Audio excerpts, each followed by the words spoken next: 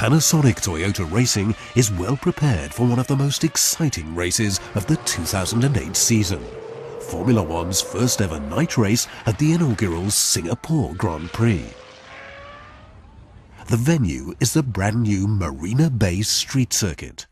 It's a twisting 5-kilometer long street track, and it's already been compared to another famous F1 venue, Monaco.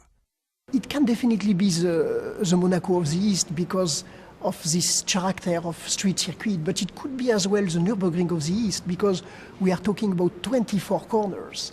So it's something which starts to look like the old Nürburgring. Apart from the corners, the most distinctive feature of the Singapore Grand Prix will of course be that it's a night race, with the race start scheduled for 8 p.m. local time. Panasonic Toyota Racing already has experience of night driving. Timo Glock demonstrated a TF108 after dark in Valencia for a promotional film earlier this year.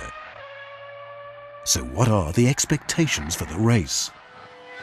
Actually, we have looked at different things, and we do have some people in the team having experience with racing cars at night, from prototype championships, from our own experience in Le Mans, and from kart racing, where actually night races are happening. And with the lighting system that we are expect on the circuit, we don't really think that we have to be doing too many preparational work. We are still looking at a pit board, for example, which is visible at night. We have been thinking about different helps for the mechanics, but ultimately the level of information that we have today about the lighting system, I think you really can expect pretty much daylight conditions on the track.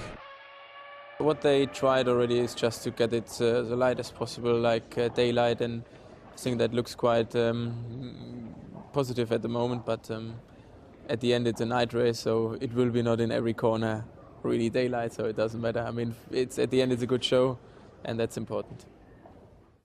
Singapore's lighting system has been provided by an Italian company, and it's a vast logistical setup with more than 100 kilometers of cable and 4 times the lighting levels of a regular sports stadium.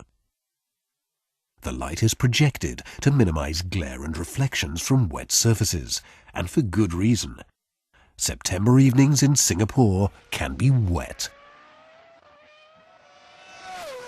The key issue is at that time of year, you obviously have the possibility of rain exactly at that time in the evening, because that is the time that your rain will come following a hot and humid day.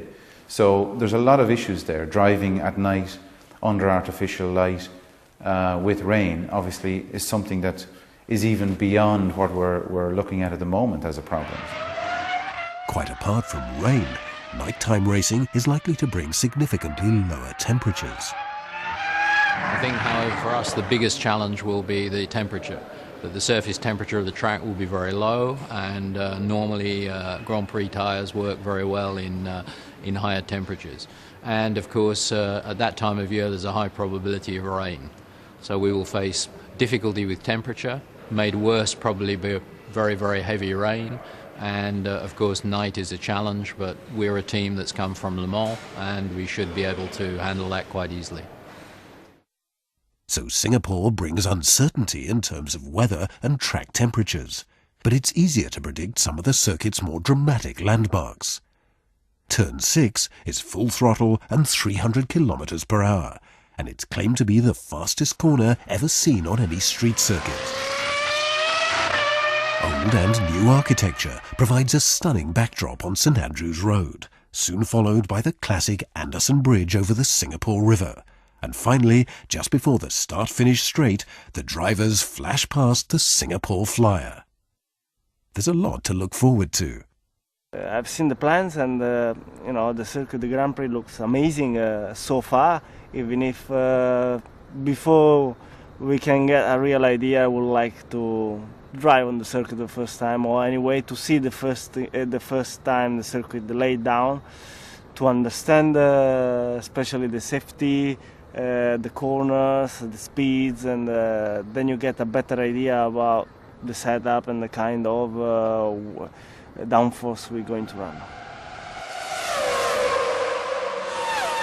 Panasonic Toyota Racing welcomes the challenges of the Singapore Grand Prix as yet another opportunity to fight for the podium.